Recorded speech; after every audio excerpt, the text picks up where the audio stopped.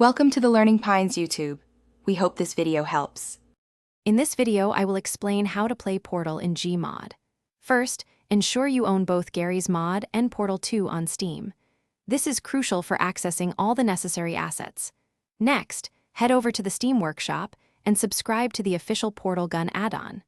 Finally, download and install any additional content packs that are recommended for a full and seamless experience. These steps lay the groundwork for your Portal adventures.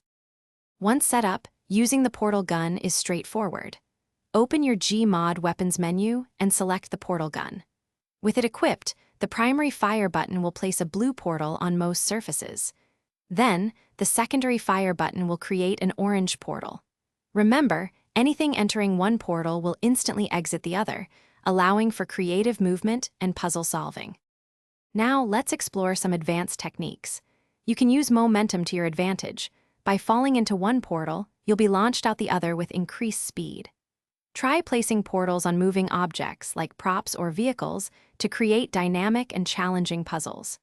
Experiment with different surfaces, such as walls, floors, and ceilings, to discover new ways to traverse environments and solve problems. The GMod community offers a wealth of Portal content. Explore the Steam Workshop for countless community-made maps, contraptions, and game modes. You can also join multiplayer servers to play Portal-themed games with friends, tackling challenges together. For the truly creative, use GMod's robust building tools to design and share your very own Portal-inspired levels and puzzles. The possibilities are nearly endless. Thanks for watching. Consider subscribing if we helped you.